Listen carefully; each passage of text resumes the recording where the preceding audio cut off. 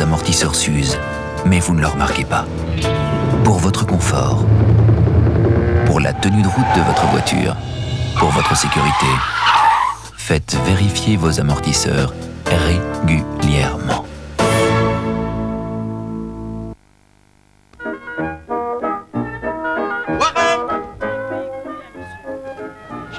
Ah, c'est un futé, l'ami Philibert. Quelque chose me dit qu'il a flairé la bonne affaire. Des cadeaux, des surprises, des découvertes, une bourse aux jouets, une brocante exceptionnelle. Prix Soleil chez les commerçants et indépendants de Warem les 24, 25 et 26 juin.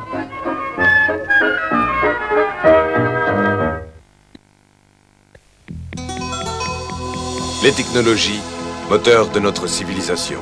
Demain, l'Europe aura besoin d'ingénieurs.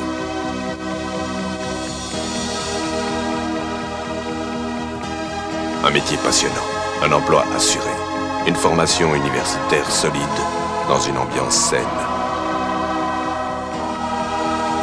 Pour bâtir l'Europe, devenez ingénieur à l'Institut supérieur industriel de l'État à Arlon. L'an 2000 des énergies renouvelables. Cela existe déjà en Wallonie. Namur sera la citadelle des ressources naturelles de ces énergies nouvelles, inépuisables et gratuites.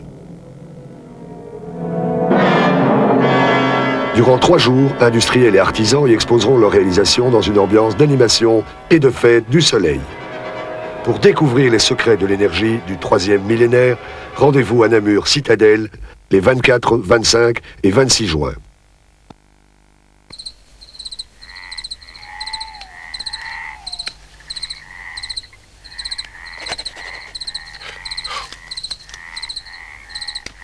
Presto, pour gagner, je gratte.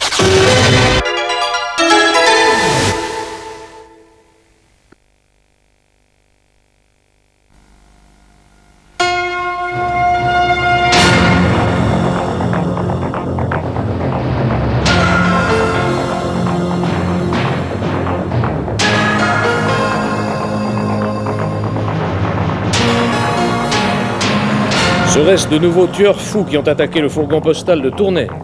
7 morts en 7 mois dans le même virage. Pourquoi?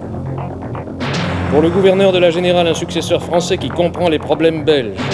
Et pour nous, un guide touristique un peu spécial pour comprendre la Belgique. Mesdames, Mesdemoiselles, Messieurs, bonsoir. Oui, une tentative, une de plus, pour aider le citoyen à s'y retrouver dans les rouages de l'État belge et surtout dans les multiples modifications que les réformes successives de cet État, et ce n'est pas fini sans doute, ont introduit dans ce qu'on appelle le paysage politique de la Belgique. Un paysage de plus en plus tourmenté où décidément la main secourable d'un guide n'est décidément pas un luxe inutile. Notre invité de ce soir, il faut le dire, est un guide diplômé des précipices institutionnels, un familier des maquis législatifs, régionaux ou communautaires. Il s'appelle Charles-Étienne Lagasse, il est lui-même agrégé en droit public, une matière qu'il enseigne dans plusieurs institutions dont nous parlerons plus en détail tout à l'heure. Il a déjà publié plusieurs ouvrages, dont l'un qui s'appelle « Une constitution inachevée », un autre « La contre-réforme de l'État », des titres assez révélateurs. Son dernier né s'appelle tout simplement « Les institutions politiques de la Belgique ». Une présentation qui est non seulement descriptive et analytique, mais aussi critique, et qui pose quelques questions essentielles. Par exemple, l'État belge est-il encore un État de droit? Le Parlement est-il mort ou existe-t-il encore un droit belge? Nous prendrons le départ pour cette excursion ou cette exploration qui vaut bien celle des meilleurs sites touristiques dans quelques minutes. De même que nous vous proposerons aussi un résumé de la demi-finale de ce soir entre l'Allemagne et les Pays-Bas au championnat d'Europe de football, une rencontre qui a finalement vu la qualification des Hollandais qui ont battu les Allemands par 2-1. Enfin, Bernadette Abraté nous présentera Der Ferneklang, le son lointain, un opéra moderne à l'affiche du TRM à partir de ce soir. Dans l'actualité de ces dernières 24 heures, deux faits divers dramatiques qui, tous deux d'ailleurs, posent des questions auxquelles il n'est pas facile d'apporter une réponse. D'abord, ce hold-up sanglant de Tournai, où 3 gangsters n'ont vraiment pas fait le détail en attaquant un fourgon postal. C'est en effet à coups de fusils de guerre et de grenades qu'ils ont voulu prendre d'assaut le fourgon qui ne transportait pourtant qu'un butin infime, à peine 70 000 francs. Les gangsters ont tiré pour tuer, vous allez le voir. C'est un miracle s'il n'y a pas eu de mort. 2 des 3 postiers qui se trouvaient dans le véhicule sont d'ailleurs grièvement blessés. Quant aux gangsters, eh bien, ils courent toujours. Alors, eh bien, tirer au FAL.30 sur des facteurs, même protégés par un blindage, et cela pour rien, on ne peut pas ne pas penser à faire un rapprochement avec ces autres tueries aussi gratuites que l'on a attribuées à cette bande toujours mystérieuse des tueurs dits du Brabant wallon. La poste de la rue Saint-Éleuther à Tournai était le théâtre d'un hold-up sanglant. L'agression a été perpétrée contre le fourgon postal qui amenait à peine 70 000 francs en monnaie vers 8h20 ce matin. Non loin de là, une école où les enfants arrivaient, les gangsters au nombre de 3 ou 4, le visage dissimulé par des cagoules, ont directement fait feu sur le véhicule avec des armes automatiques de type FAL, blessant grièvement 2 postiers. D'après les témoignages, les impacts des balles et la reconstitution, il apparaît que ces hommes étaient décidés à ne reculer devant rien. Ils ont même jeté à l'intérieur du fourgon 2 grenades, c'est dire s'ils ne voulaient laisser aucune chance aux occupants. La description des faits par un témoin qui, pour des raisons de sécurité, n'apparaît pas à l'antenne. Et j'ai vu un des gangsters qui tirait dans le carreau, dans leur portière et tout ça, qui s'acharnait. Puis il a arrêté de tirer, il a pris une grenade dans sa main, il a mis au moins 20 secondes pour l'introduire à l'intérieur du trou qu'il avait fait avec son arme. Puis il a lancé la grenade à l'intérieur pour faire le mitraillage qu'ils ont fait là-dedans. C'était vraiment pour descendre les bonhommes. Précisément une question que l'on peut se poser, pourquoi une telle violence au cours de l'attaque alors qu'il aurait peut-être suffi d'attendre la sortie du convoyeur pour prendre l'argent? Toute une série d'éléments convergeant vers l'hypothèse d'une confrontation dans cette affaire avec de réels tueurs, des tueurs qui ont réussi à s'enfuir de justesse à bord d'une Audisson beige à l'arrivée de la police. Derrière eux, des postiers blessés, en état de choc, et un fourgon blindé qui a été littéralement perforé de part en part par les projectiles. Un autre fait divers qui pose pas mal de questions, c'est celui dont je vous donnais les premiers éléments ici même hier soir, à savoir le nouvel accident mortel survenu sur l'autoroute Verviers-Prume, toujours au même endroit fatidique, le virage d'Ancival, au bas de la descente du Laboru. C'est encore un poids lourd chargé d'eau minérale de Spa qui a embouti et brisé d'ailleurs le parapet du pont surplombant la route au bas du virage et s'est écrasé 10 mètres plus bas. Le chauffeur a été tué sur le coup. En 7 mois, c'est la 7e victime et le 4e accident mortel se produisant au même endroit. Jusqu'il y a peu, les routiers qui emmenaient leur cargaison de bouteilles au départ de Spa choisissaient de passer plutôt par le bas, par la route nationale suivant la vallée. Mais les riverains des villages que traverse cette route s'étaient plaints du bruit et de la nuisance de cette sorte de carrousel incessant de poids lourds. Les municipalités, se basant sur le fait que les poids lourds pouvaient emprunter l'autoroute, leur avaient interdit la traversée de leur commune. Mais l'autoroute, elle, a été construite selon un tracé et un profil qui se révèlent très dangereux à l'usage. Il est plus que temps de trouver une solution, mais laquelle? Le reportage de Michel Deville. Ancival, hier soir vers 21h, un poids lourd tractant une remorque pleine de bouteilles d'eau perd tout contrôle.